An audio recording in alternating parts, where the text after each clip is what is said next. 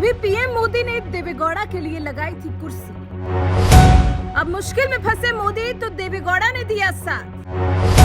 PM Modi के लिए किस विरोधियों से लड़ गए देवेगौड़ा, डंके की चोट पर बोली ऐसी बात, भड़क जाएंगे विरोधी।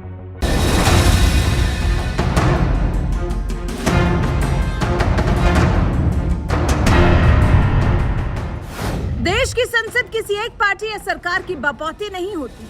ये लोकतंत्र का ऐसा मंदिर होता है जिसका दरवाजा सत्ता पक्ष हो या विपक्ष, छोटी पार्टी हो या बड़ी पार्टी, सभी के लिए खुला रहता है। इसलिए दुनिया के सबसे बड़े लोकतांत्रिक देश हिंदुस्तान में जब नई संसद का उद्घाटन होने जा रहा है तो इस ऐतिहासिक मौके पर सभी पार्टियों को एकजुट होना चाहिए था और इस ऐतिहासिक पल का हिस्सा बनना चाहिए था।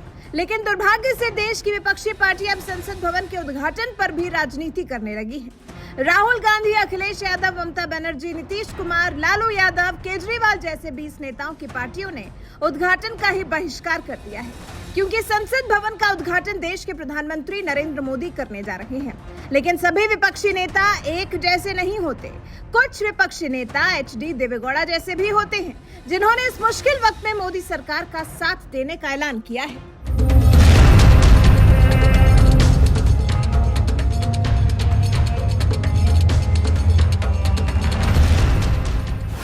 देश की सत्ता संभाल चुके पूर्व प्रधानमंत्री और जनता दल सेक्युलर यानी JDS के अध्यक्ष HD देवेगौड़ा विपक्ष के सबसे वरिष्ठ नेताओं में से एक हैं, जिनकी पार्टी कर्नाटक चुनाव में बीजेपी के खिलाफ उतरी थी और चुनावी मैदान में बीजेपी को धूल चटाने के लिए खुद HD देवेगौड़ा और उनके बेटे HD कुमारस्वामी ने पूरी ताकत झोंक दी थी। लेकिन बात जब देश हित की आई तो यही JDS मोदी सरकार के साथ खड़ी नजर आ रही है। एक अच्छे विपक्ष की यही पहचान होती है, जो मुद्दों पर सरकार के खिलाफ खड़ी रहे और देश हित पर सरकार के साथ। नई संसद के उद्घाटन को लेकर मचे सियासी घमासान के बीच HD देवेगौड़ा की पार्टी ने यही काम किया। एक तरफ जहां राहुल गांधी, अखिलेश यादव, ममता बनर्जी, नीतीश कुमार, लालू यादव, केजरीवाल जैसे 20 विपक्षी नेताओं की पार्टियों ने संसद के उद्घाटन समारोह का बहिष्कार कर दिया, तो वहीं दूसरी तरफ विपक्षी पार्टी JDS के नेता देवेगौड़ा ने मोदी सरकार के साथ खड़े होना बेहतर समझा और 20 विरोधी पार्टियों के साथ खड़े होने से इनकार करते हुए मोदी सरकार का साथ देने का ऐलान कर दिया। एक बयान में पूर्व प्रधानमंत्री देवेगौड़ा ने कहा, मैं उद्घाटन समारोह में शामिल होने जाऊंगा। संसद देश के लोगों के टैक्स के पैसे से बनाई गई है, ये देश की है, ये कोई BJP और RSS का ऑफिस नहीं है। देवेगौड़ा की तरह ही उनके बेटे और कर्नाटक के पूर्व CM HD कुमारस्वामी ने भी कांग्रेस को लताड़ते हुए कहा कि अब कांग्रेस कह रही है कि BJP आदिवासियों का अपमान कर रही है। ये सब केवल लोगों का ध्यान हटाने और समाज के एक वर्ग से वोट हासिल करने के लिए है। वो राष्ट्रपति के लिए बहुत सम्मान और स्नेह दिखा रहे हैं। अगर ऐसा ही है तो उन्होंने द्रौपदी मुर्मू के खिलाफ उम्मीदवार क्यों खड़ा किया? Then now they are very much affection and respect now they are showing. I put the Rashtrapati. Why they put candidate against her? Now they wanted to quoting that she is an Adivasi. They are insulting Adivasi. Then when they choose her as a Rashtrapati candidate, why Congress friends they put a candidate against her?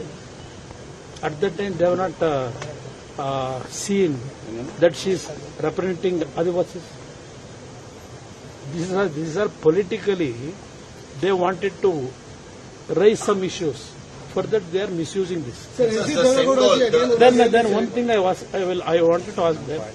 Even future also, I think they will not going to attend the parliament. Today okay they are boycotting. Then future what they will do? The same parliament they have to attend. Yes. All these things only to divert the people attention and to get some vote from some certain section of the society.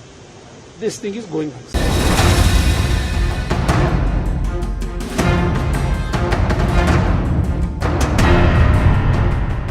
पूर्व प्रधानमंत्री और अपने पिता देवेगौड़ा के संसद भवन उद्घाटन समारोह में जाने पर उठ रहे सवाल पर कुमारस्वामी ने कहा, हम कांग्रेस के गुलाम नहीं हैं, अपना फैसला खुद लेंगे, हमें कांग्रेस का अनुसरण करने की जरूरत क्या है?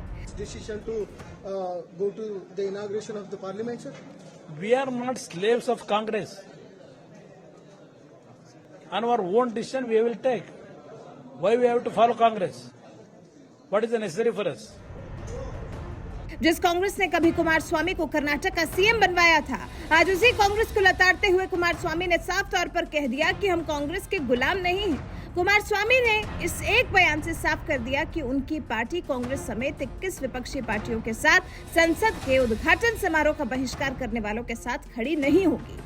उनकी पार्टी उद्घाटन समारोह में जाएगी और इस ऐतिहासिक पल का गवाह बनेगी। वैसे आपको बता दें, मुश्किल वक्त में मोदी सरकार का साथ दे रही ये वही जेडीएस पार्टी है जिसके अध्यक्ष देवेगौड़ा के सम्मान के लिए खुद पीएम मोदी ने कुर्सी लगाई थी और विपक्ष के नेता होने के बावजूद देवेगौड़ा को खूब सम्मान दिया था। जबकि देवेगौड़ा ने लोकसभा चुनाव के दौरान कहा था कि अगर मोदी प्रधानमंत्री बनते हैं तो वो राजनीति छोड़ देंगे, लेकिन मोदी जब प्रधानमंत्री बने तो उन्होंने खुद देवेगौड़ा को ये कदम उठाने से मना कर दिया था और कहा था हमें सरकार चलाने में आपके मार्गदर्शन की जरूरत पड़ेगी। बहरहाल, संसद के उद्घाटन पर मचे विवाद के बीच आज जिस तरह से देवेगौड़ा ने मोदी सरकार का साथ दिया है, इस पर आपका क्या कुछ कहना है? अपनी राय हमें कमेंट कर जरूर बताएं। साथ ही सीएम योगी ने इस विवाद पर क्या कुछ कहा, आइए आपको सुनाते हैं। स्वतंत्र भारत के इतिहास में 28 मई की तिथि एक गौरवशाली अतिथि के रूप में दर्ज होने जा रही है, जब देश के यशस्वी प्रधानमंत्री जी के द्वारा भारत के लोकतंत्र की प्रतीक भारतवासियों को नई संसद भेंट की जाएगी। यह एक ऐतिहासिक अवसर होगा। इस ऐतिहासिक अवसर को गरिमामय और गौरवशाली बनाने की बजाय कांग्रेस समेत विपक्षी दलों के द्वारा जिस प्रकार की बयानबाजी हो रही है वो अत्यंत ही दुखद और गैर जिम्मेदाराना है। लोकतंत्र को कमजोर करने वाला है और भारत के लोकतंत्र जिस पर पूरा भारत गौरव की अनुभूति कर रहा है, पूरी दुनिया जिस पर गौरव की अनुभूति करता है, जो न केवल दुनिया का सबसे बड़ा लोकतंत्र है बल्कि भारत लोकतंत्र की जननी के रूप में भी दुनिया के अंदर प्रधानमंत्री जी ने उसको एक नई पहचान दी है। उस भारत के लोकतंत्र को कमज़ोर करने जैसा भी ये बयानबाजी है। ऐसा नहीं कि इस प्रकार के गौरवशाली क्षण को जो आज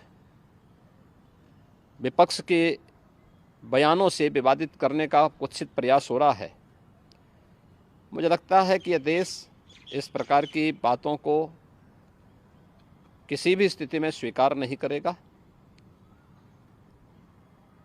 और संसद से जुड़ी हुई आज के अनुसार जो नई पार्लियामेंट है, न्यू पार्लियामेंट आज की आवश्यकता के अनुरूप आगामी 100 वर्ष के विजन को ध्यान में रख करके बहुत दूरदर्शी तरीके के साथ बनाई गई है। सभी को पुरातन और आधुनिक दोनों बातों का समावेश करते हुए हर एक पार्लियामेंट्रियन को वहाँ पर स्पेस मिल सके, उनके लिए हर प्रकार की सुविधा और आम जन की आवाज़ को सुनने का एक महत्वपूर्ण मंच हमारी संसद बन सके। इस देश से भारत की नई संसद उसका एक प्रतीक बनने जा रही है, जो दुनिया के लिए भी एक आदर्श बन सकती है। लेकिन विपक्ष के इस प्रकार की बयानबाजी अत्यंत ही क्षोभकारी है। ऐसा नहीं कि पहली बार देश के प्रधानमंत्री इस प्रकार के किसी उद्घाटन के साक्षी बन रहे हों। इससे पहले पार्लियामेंट एनेक्सी का उद्घाटन तत्कालीन प्रधानमंत्री श्रीमती इंदिरा गांधी जी के द्वारा किया जा चुका है। पार्लियामेंट लाइब्रेरी का शिलान्यास पूर्व प्रधानमंत्री स्वर्गीय राजीव गांधी जी के द्वारा रखी गई थी। ऐसे अनेक उदाहरण हैं और उस सब के बावजूद न्यू पार्लियामेंट के इस ऐतिहासिक कार्यक्रम को, जिस तरीके से गरिमामय कार्यक्रम को गौरवशाली क्षण को, ऐतिहासिक पल को साक्षी बन करके देशवासियों के लिए गरिमामय और गौरवमय बनाने के अवसर से विपक्ष अपने गैर जिम्मेदाराना बयानों के माध्यम से धूमिल करने का कुत्सित प्रयास कर रहा है। मुझे लगता है कि ये देश और इस देश की जनता जनार्दन इसे कतई स्वीकार नहीं करेगी। हम तो अपील करेंगे कि सभी लोगों को इस अवसर पर साक्षी बनना चाहिए इस ऐतिहासिक क्षण का, और भारत के लोकतंत्र को मजबूत बनाने के आह्वान के साथ हम सबको जुड़ना चाहिए।